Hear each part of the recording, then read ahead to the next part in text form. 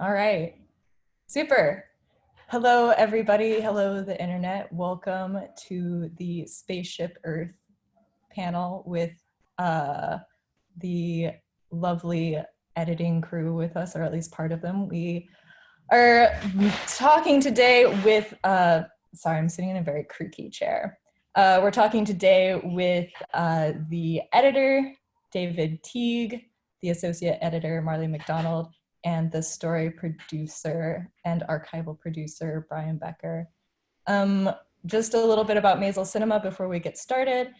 We are a small, not-for-profit microcinema based in Harlem. We do documentary exhibition and education for young people in the Harlem and South Bronx neighborhood. We have moved into a virtual cinema format for the time being. And we have a number of series coming up that you can check out via our virtual cinema and at our website at maysles.org. We have a month-long series happening right now to celebrate the beautiful month of May called the Jolie Maysles, featuring repertory and new release documentaries in conversation, influenced or inspired by the 1963 documentary by Chris Marker and Pierre Loam called Le Jolie May. We also have an installation of our series, our third annual series, Made in Harlem. We have Queer Harlem Renaissance streaming currently via our website. It's a program from Shoga Films. We will also shortly be streaming Toni Morrison pieces of me starting next week. And we also are continuing our 2-week-long run of the documentary Mossville, When Great Trees Fall. So be sure to check all of those out at our website. Again, that's maysles.org, which you probably used to get to this Q&A. You can also follow us on your standardized social media platforms like Twitter and Facebook and Instagram. So without further ado, thank you all so much for joining us. It's a pleasure to see all of your faces on screens. And I think maybe I'm gonna ask a few questions, and then everyone who's participating, you'll see at the bottom of your screen, there is a Q&A button. Feel free to start adding questions there at any point. And after we move through a few sort of like introductory questions, I'll be checking those and I will relay your questions to our panelists. And if there are any other problems, feel free, or comments, feel free to add them to the chat and we'll keep an eye on those. So, hi everybody. I think we're really excited to have you. And I've been thinking a lot about this film since I saw it about a week ago now. And this film that is in like so many ways larger than life. And it's also larger than, I think, many lives in a lot of ways, bigger than our world. And at the same time, it takes our entire world and makes it so small. And I just wanted to start out and see and ask you all about your introduction to Biosphere 2 and also your introduction to the Biosphereans as people and as the creator of this environment and this story. Maybe we could start. With David. Yeah, I had remembered very briefly. I think, like a lot of people, I remember when it happened vaguely. I just sort of remember the opening day.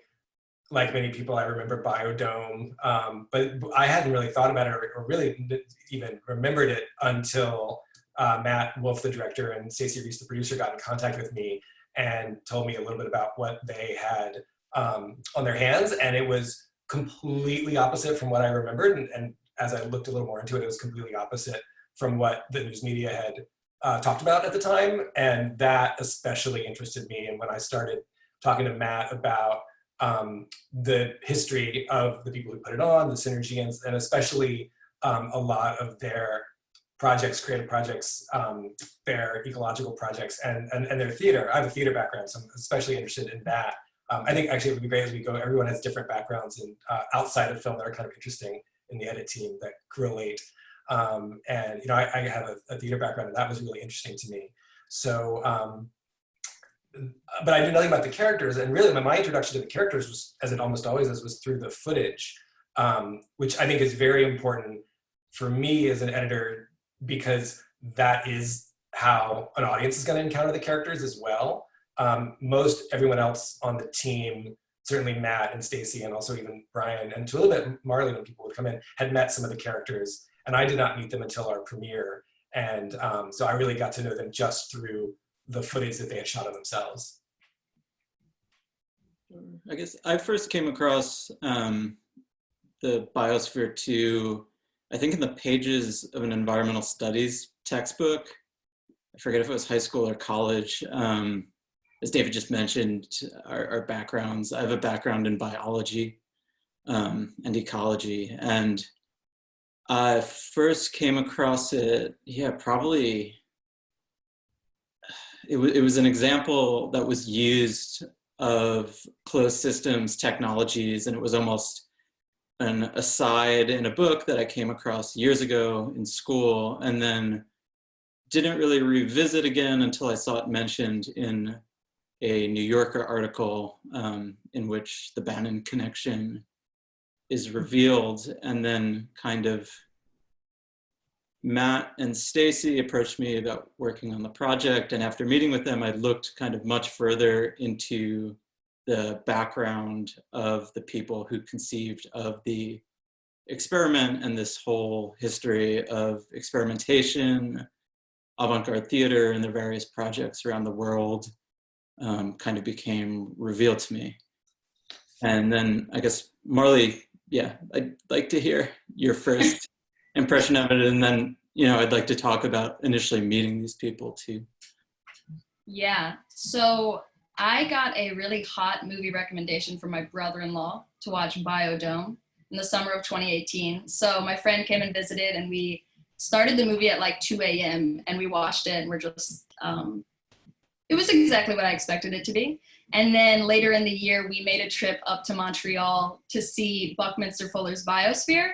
And on the way back, driving home to New York from that trip, I got an email about this project. So it was incredibly serendipitous. And then I, of course, I went in for the interview, and what Brian told me was like, yeah, it's this theater troupe, they built a ship, and then they made the Biosphere 2 project. And I was like, okay. I didn't read that on the Wikipedia article. But yeah, just got introduced to all of the characters through the footage, and the whole story definitely unfolded through time, through the 16 millimeters, and then making my way into the VHS tape. So it kind of unfolded chronologically. Mm-hmm. And I think, if I understand correctly, there was over 500 hours of archival footage that you all were working with. And this, of course, in the style of a lot of Matt Wolf's films, is an archival film. And aside from some of the, I think a small amount of it that was shot for the purpose of this Spaceship Earth documentary, the construction of this film was largely sorting through huge amounts of archival footage. And insofar as I feel like a lot of the focus of the film is around the representation from the Biosphereans shooting themselves versus kind of in an almost versus sense of the media's representation of them. I guess one of my first questions was, what was it like meeting the Biosphereans and working with the footage that they shot of themselves? Were they keeping it in a formal archive? Did you have to ask them for that footage? What was that relationship like between the people who owned this footage or created it and the filmmakers? Sure. So Matt Wolf and our producer, Stacey Reese, initially reached out and met with the folks who live at Synergia Ranch in New Mexico and gained their permission to access the archive. So my beginnings on the project really consisted of a couple weeks of studying up as much as possible on this group of people, and then flying out to New Mexico, maybe 20 miles outside of Santa Fe, and going to this ranch and spending 2 weeks straight working in the archive alongside Matt Wolf and Annie Salsick. So it was real kind of this trial by fire, not just like you would maybe visit a university or a historical society that's kind of this like apolitical institution where you can just go in and do research without having to interact with the people that are pictured or that created this stash of materials. So it was sort of this weird dynamic where you shake hands with these people and then hop into this archive in an air-conditioned room on their ranch in New Mexico, where they essentially have stored, 40 years of documentation of their lives. And you just kind of sit down and start popping in VHSs or start watching 60 millimeter film on a Steambeck and slowly cataloging and choosing what's most interesting to us story-wise from that gigantic mass of material. And so myself and Annie and Matt really worked hard to get through as much as possible of this in 2 weeks and then kind of create a plan for making selects for digitizing the material, which was an interesting process because it's like, you sit there for a week watching all this material and then the people in the footage, for 40 years worth of their lives kind of like pop in and ask if you need a coffee. So there's sort of was this like weird balance of learning about them while they're simultaneously walking by you in the present day and also kind of gaining their trust in order to access all of the material. Mm. Yeah, and I would imagine as you're accumulating this absolutely massive amount of material, obviously this film spans a very long amount of time in these people's lives, and it spans several stories, it seems. Maybe we could talk about some of how you kind of chose the storyline that you did, because it seems like each of their endeavors, from the art gallery in London to the ship to BIOSPHERE to the inner workings of the BIOSPHERE, could each be an entire series in a way. And maybe we could talk a little bit about how you took so much story and fit it into 2 hours of a documentary. Yeah, I mean, by the time I came on to edit, Brian had already been on the project for a while, working with Annie to catalog everything and also take a lot of the archival and screen it, log it, look it for characters. And also, the way we worked was they created a sort of greatest hits bin for each of the main subjects or time periods in all of the footage. So by the time I came on, most of the archival existed in 2 ways. It existed in all the raw, which I had access to, and then also these shorter sequences of kind of greatest hits that really had jumped out. And so while I was working with that, Matt, the director, was simultaneously screening those, writing up notes, and then I was working with Marley to kind of go through and think what sections, both from the raw and the greatest hits, might be interested to pull story-wise. I would come up with ideas for Marley to pull selects or rough out scenes. And then I was starting to, work and talk with Matt about what story we were going to tell, because, there were so many things that they did, way too much for one movie. There's so many projects and endeavors and other little twists and turns in the plot that we didn't put in a movie.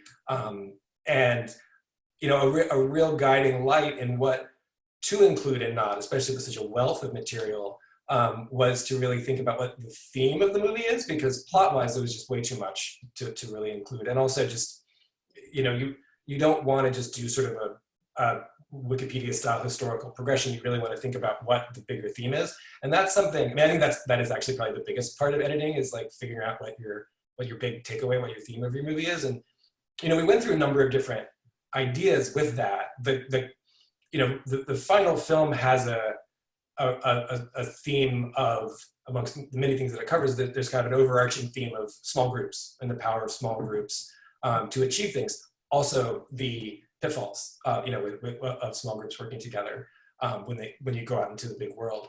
But that wasn't, we didn't start out with that idea necessarily. In fact, the film was originally called The Theater of All Possibilities. There was initially, I think, a much more like we were thinking about maybe it's much more about theater and kind of performance and the biosphere as a performance art piece. But over time, we kind of realized that wasn't, we could have shoehorned that in, but that wasn't even really our read on it. And that wasn't, that was simplifying it too much because it was such a complex project. So it was really later in the edit when we were working through things that this idea of small groups and the power of small groups solidified. And so then that started to inform the decisions we would make around which scenes we would use, even which character points of view would tell a particular scene. Mm. For any of you, were there particular scenes that were the hardest for you to, or particular themes or just clips themselves, or they're hardest for you to let go of in finishing this film? Your personal deleted scenes repertoire. I have one. There was this amazing, and Brian, you'll have to remind me where it came from, but there's this amazing video called Buddha and the Biosphere. And it was a video of one of the biospherians speaking to a Buddhist monk on the outside via telelink over multiple days, or I don't know how long it went on. And it was really beautiful and strange and very philosophical, and these like very meditative conversations, which I loved, but it sort of just needs to be seen on its own. It was in there for a while, and then it was taken out, which I think it's the best thing to have done, but I miss it. I think when we got Linda's dream therapy tapes, I was like, oh, this is what the movie's about. It's about her dreams inside. And then obviously it couldn't just be about that, but I think that could be its own movie. I wanted it to be just about that for a little while. But yeah, I was definitely like so attracted to listening to her dreams on the inside. It was so intimate. Yeah. We had a scene that David and Marley crafted that sort of drew a parallel to the creation of the universe and some biblical themes in the Garden of Eden inside of the biosphere, which, I really loved, but eventually I think it was best that we streamlined it down a bit and toned that back. And I think it worked out for the better, although I do miss it. And yeah, Buddha and the Biosphere was a deep well of a French 1-hour television special that we came across that sadly did not make the cut. That was really beautiful. I personally almost wish that there were all of those scenes in there, but especially the idea of the kind of comparison of the humans as creator of this mini world in comparison to humans as the created of God, which makes me think a little bit also about sort of this idea of the experiment itself, or, this entire group of people representing these kind of, being kind of like symbols and being interpreted as symbols and being interpreted a lot of different ways and being reinterpreted by the media. And I was wondering, during the editing process, and insofar as editing is such a process of representation and determining how to represent someone or something else or some other period, what your feelings were about your sort of participation in like the lineage of media representation of this specific group of people and how that affected your process. I mean, I think especially when we started to really move towards the theme of small groups and the the sort of more Linda Lay, one of the Biosphereans, has this great line where she's talking about wanting to change the world, and then a friend of hers says, "Well, you can't do it alone." And that we put that in a very key place in the movie so that would hopefully resonate off what Mark Nelson earlier talked about with power small groups. I definitely think there's when that started to happen, there's a very interesting parallel between that idea and actually the creation of the film and the team behind the film. Film is such a collaborative art form, and so looking at how we were working with Matt and his vision, and then we were all kind of coming up with different ideas, and the friction of different minds on it, which is ultimately brings out much more interesting work than if you're sort of only in your head the whole time. And I feel like that mirrored itself in what we were talking about with the, with the subject of the film, and also the idea of failure, and failure being a part of the process. In fact, it's a deeply necessary part of the process. That is how one learns, by doing, is failure. And that's, to me, like, editing is basically just like failing all the time. It's constantly trying things that don't work. And by that process of something not working, you learn so much more that then you can use next time. So I think it was that parallel was really interesting. And I think also helped kind of bring that theme out in the movie, because that's actually the process that we all were engaged in making it. Yeah, I think that the footage itself was like, I mean, I know David and I had a lot of conversations like of the things outside of it that we were bringing to the footage, but definitely like when we were working with the construction scene, I remember David told me, think of it like a city symphony, like, you know, movies from the 20s, and that like helped a lot. And that kind of language was just innate to the footage. And so that kind of became the representation that we were able to like put into it. Cool. We have a really good question from an anonymous attendee, which is, how did this movie change you, if it did? Good question.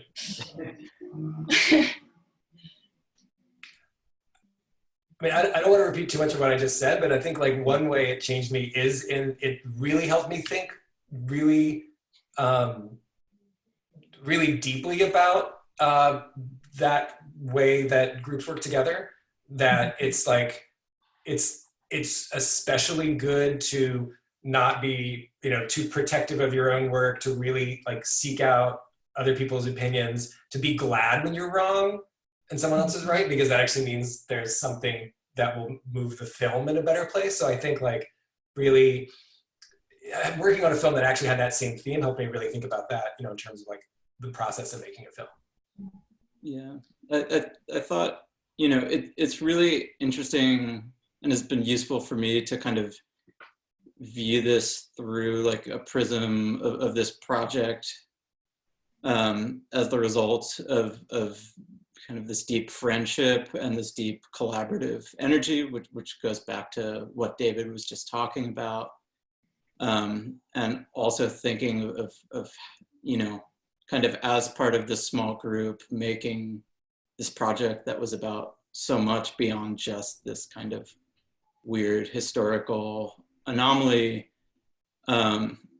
just sort of, how to best work together, trying things out and them not quite coming together, and kind of looping back in with each other and remaining friends throughout, and just kind of trying to make something really great with a bunch of your friends was inspiring, for lack of a better word that isn't super overused, but that's what I took from it.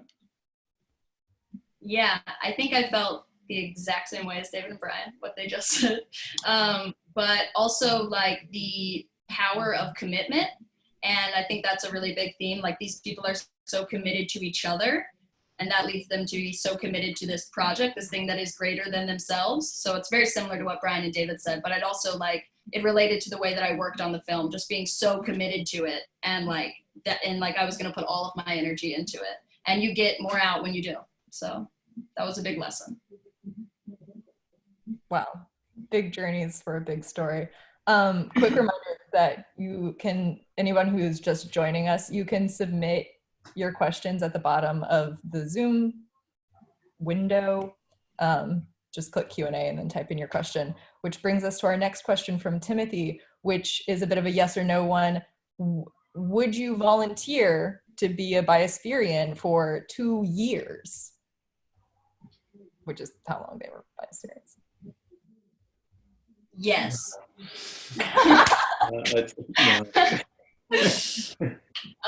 Yeah, 100%.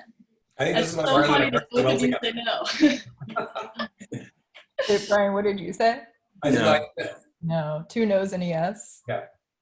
You have to have at least one yes on the team to make this movie. I'll be that, yes. Yeah.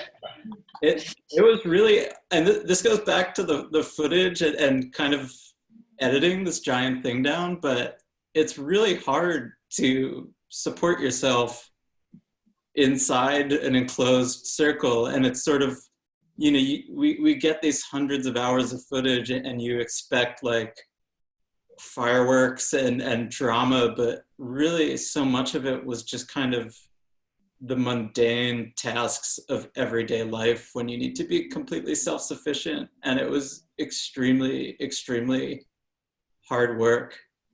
And so, you expect like fun, and there was plenty of that, and like amazing parties they threw for themselves and these creative projects that they continued to pursue all inside. But, so much of the footage is farming and fixing things that break.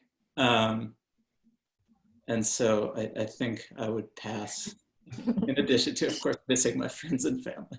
And that was a wonderful kind of revelation when we really started looking through all of the footage shot inside the biosphere. Yeah, is that it's, in any moment that was, especially any kind of conflict is in the film, and it's actually not very much. It is a reminder that, their time there was almost entirely farming, maintenance, sleeping, just keeping the system going. But then that was something that really, that's the truth of their time there. It like Marley was saying, it's commitment. It's a sort of commitment to labor and to your job and what you have to do, and also your commitment to the system and your commitment to your part of the system. And so that was something that really informed how we would use that footage, because it wasn't footage that was something where you could kind of, even if you wanted to, twist it into something more controversial or more fireworks and that kind of thing, because it really was almost this kind of meditative thing. I mean, Mark Nelson talks a lot about how they were like peasant farmers, and it was this very the sense of time like really slowed down, and they felt like they were on a spaceship. And so that was much more important to kind of capture that idea, because that really felt both true to what they were doing, and also like the footage has this incredibly, and I mean this in the best way, like kind of boring, banal, repetition activity, durational cinema kind of aspect to it, and it was really important to lean into that. Yeah, I think I would constantly like be just cutting up these tapes and experiencing this sort of like banality, and then something really strange would happen, and I would be reminded that I was like watching home movies from another world. And then that drew me back in. What were some of the moments like that for you? Well, yeah, I was going to say at the beginning, when we were kind of finding the story beats, we had to create kind of new things that we were seeing just coming from the footage. So I remember creating a weird and wacky, dreamy Biospherean bin, which just had all of the like strange moments. A lot of the weird stuff had to do with like Roy filming himself a lot. And he would film the same things again and again and again. So he had like the same shot of him walking on the balcony, but in like 18 different tapes. And he just like, had a vision for what this film or what this footage was going to be used for himself. And I was always like constantly interested in that and like seeing his artistic process.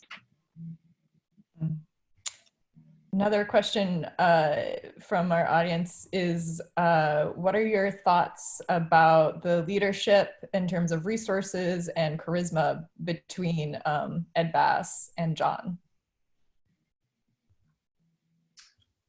Can you say the question again? Yeah, what do you what are your thoughts about the leadership between resources and charisma between Ed and John? I guess maybe just what do you think about the leaders of the film in terms of their resources and their charisma? Yeah, no, I mean, I think leadership is actually one of those key, there's a couple key components to this idea of small groups, and a big one is leadership. Like, how does a small group coalesce under what vision? What is that leadership like? And so I think that is, in the film, Tony Burgess is talking about, John, who sort of, it was a complicated thing because they really thought about themselves as a work democracy, but John was definitely kind of the glue, the magnet that propelled everyone together and set the tone. And so I do think that's, that idea of kind of a magnetic personality, and that is so often the case for small groups that get things done. And also, Tony kind of often could take an idea and solidify it for us. He talks about how cult-like aspects are a part of entrepreneurship. There's also a line that Kathleen talks about, it's not in the film, but she talks about how the root of the word cult is culture.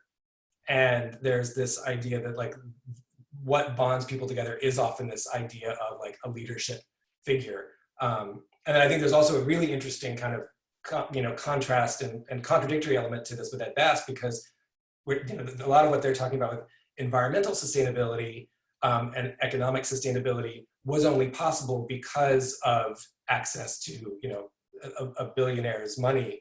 And obviously that's not a model that's easily replicatable, and also not something that's sustainable in the long term, as the movie kind of shows. So I think John and Ed both, I think, bring out a lot of the kind of dissonance and contradictions between some of these ideas that I hope people leave like wrestling with these ideas of small groups, but also these contradictions of what can bring them down.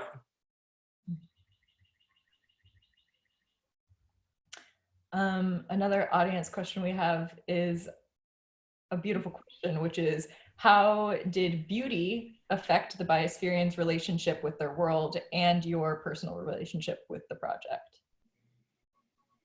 Yeah, I mean, design and the beauty of the system always seemed to be at the forefront of their minds while creating this. Margaret Augustine and Phil Hawes designed this system with influences ranging from Mayan pyramids to Greek temples, and they had to live in this structure every day for 2 years, as we discussed earlier, doing extremely difficult and often backbreaking work.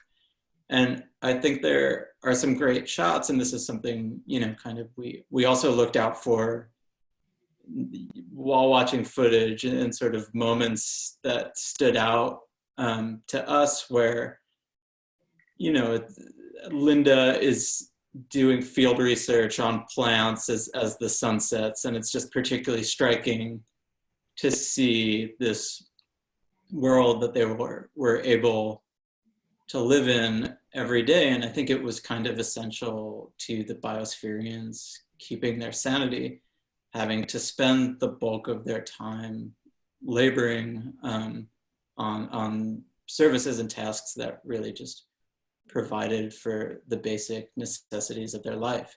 And so beyond just the design, I think they tried to kind of introduce beauty through some of the continued art making practices that you can see established from as far back as the late 60s and early 70s, when the group was kind of coming together. So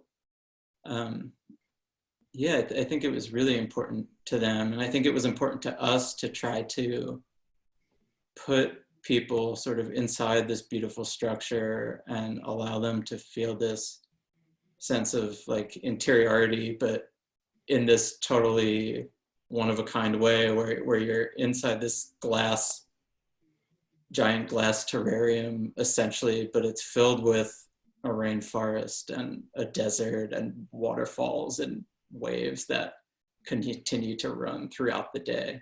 So I think that was a very conscious choice for them, and an essential choice for them. Yeah, I really liked the moment towards the end of the film, kind of once they left the biosphere, and you had this moment where they were all back on the ship again. And it was this kind of realization of the created beauty and structure and design of the past 2 years. And then this moment of just letting go of all of that and experiencing the sort of chaotic and immediate beauty of their entire journey. And that was a really beautiful contrast moment in the film for me. I think like because almost all the archival was shot by the characters, there was this innate kind of diary quality to the footage. And that was something that I thought a lot about and really informed the way that both the story was told, but also how the images would work, that they were almost like these particular, you know, each scene is kind of like a diary entry of a particular person with this memory, with this footage that they took themselves. So it has that kind of, you know, film diary quality to it. And it was, you know, it was a very intentional structure to tell the story very linearly. There, you know, there are tons of ways we could have done it outside of that linear way, but because it had that kind of diary quality, I felt like it would be really interesting to kind of grow up with these characters in a very organic way. So the only time you actually break that chronology is at the very beginning, when you sort of feel this excitement of the biosphere, almost as if they're dreaming about it before the story starts. And then at that moment when it jumps back at the very end to them on the ship again, because it does seem like at this moment when everything's fallen apart and the biosphere's been taken away from them, I mean, at least that's what I would be thinking about, you know, is that moment of great, you know, beauty and triumph on the boat.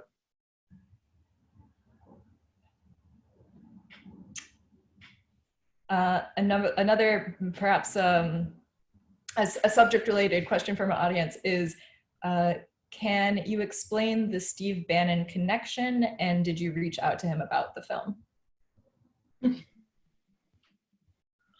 Well, yeah, sure. We didn't reach out, and essentially he was a young Wall Street guy, specialized in corporate takeovers. And, you know, he didn't have, obviously, the significance that he does now. And so Ed Bass, seeing what was happening to the biosphere experiment in the press, decided to bring him on to hopefully improve the experiment's image.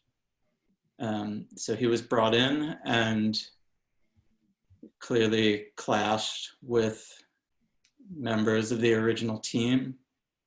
But, you know, it was interesting talking to these people and hearing how they reflected on Bannon's introduction into the project. And, you know, I think Kathleen's line is really great in the movie when she talks about him being smart and clearly having a sense of climate change and what increased carbon is doing to our world.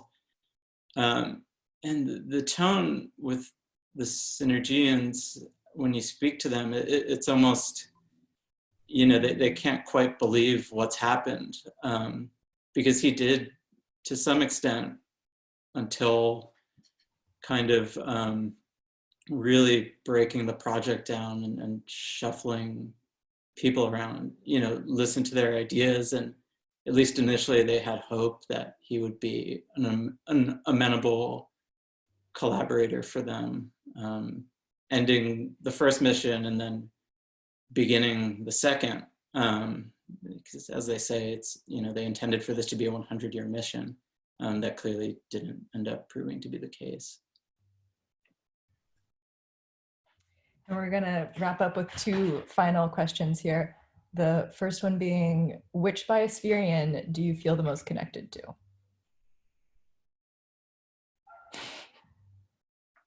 It's a tough question. Well, I know my answer. I definitely felt a spiritual connection with Linda. And she was like a very present voice because we had her interview and we had those therapy tapes, and she provided like her own archival. So it was like easy to get into that. I mean, I definitely felt a connection with Roy because it was inescapable, because you were constantly being reminded that like you are seeing this world through him. But just Linda's approach to, I think back to the like beauty question, like that being such an approach to the way that she just views the world and thinks of science, I really connected with. And yeah. Yeah, I think I had a very similar impression. And I've also, have since, once the movie came out, have gotten to meet both Linda and Mark. And so now my whole sort of understanding is dealing in a personal way, which is totally different. But I think I probably would say Roy, because it was his footage, and I was like living with his footage for a year and working so intimately with it, and like was seeing his point of view. And I feel like I really got to understand, you know, his choices for shooting and the things he wanted to capture in his own self-documentation was really intense and very intimate.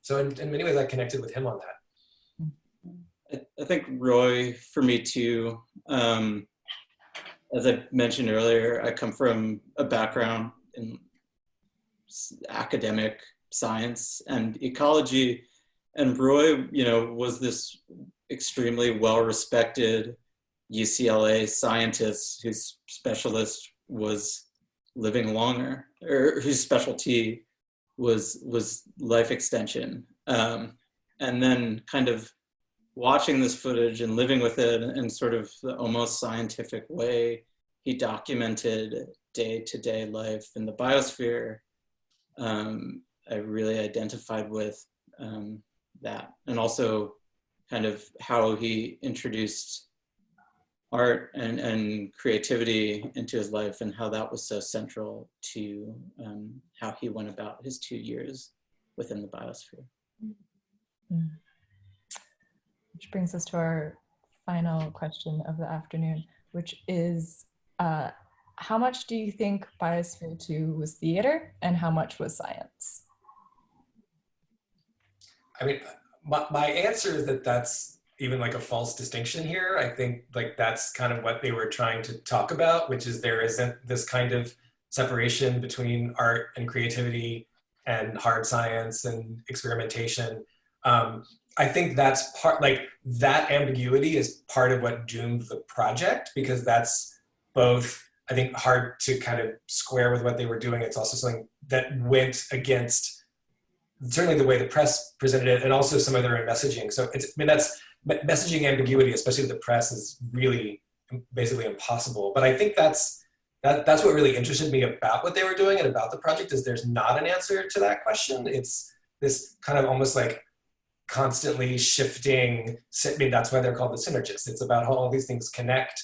And I think what ultimately I really took from that is, and something Matt Wolf and I, the director, talked a lot about and kind of leaned into, which is a lot of times that that ambition and that ambiguity is greeted, because that's sort of a visionary way to approach things, is greeted with cynicism. And part of, and the project, you know, up and really until this movie was approached in a very cynical way after it ended. And part of what we were wanting to do, without, you know, papering over mistakes that were made, certainly, you know, their particular privilege in putting this on, and making sure those were parts of the film, that there still is this understanding that like the vision behind what they were doing is something that is beautiful, and something that, like, when you approach it without the cynical eye, even with all the mistakes, like you actually can learn a lot from it. Beautiful. So those are all the questions for this afternoon. I just wanted to take a moment if any of y'all had any additional thoughts or comments before we conclude this Q&A. I mean, I do just want to say thanks for bringing the edit team on. That hardly ever happens. And so Annie and the Maysles Documentary Center, like, it's really great that the edit team gets to do a Q&A, because that's just, you know, it's really nice to be able to talk about editing kind of with the team and get questions like that. Because oftentimes, you know, especially the kind of work that like Marley and Brian are doing, like, is not talked about very much and not really understood. So I think understanding like how all these, like, you know, very key creative parts of the process all kind of interact and work is really important. So really appreciate you having us on. Yeah, of course. Speaking as an editor myself, I feel in documentary also the editors and the editing team's role is so hugely influential to the film. And of course, films are a huge network of people all making them. So it's really exciting to hear a variety of voices. And of course, there are also other Q&As with the director that are available and still to come if people are interested in hearing his voice. And yeah, thank you all so much for joining us. And it's been a pleasure hearing more. If you have not already watched Spaceship Earth. It is streaming at Maysles Documentary Center for the rest of this week. So be sure to go hit that link and watch it and enjoy. And thank you all so much for coming. Don't go. Now you can go. Thanks, Amy. Thanks, Amy. Farewell. Thank you.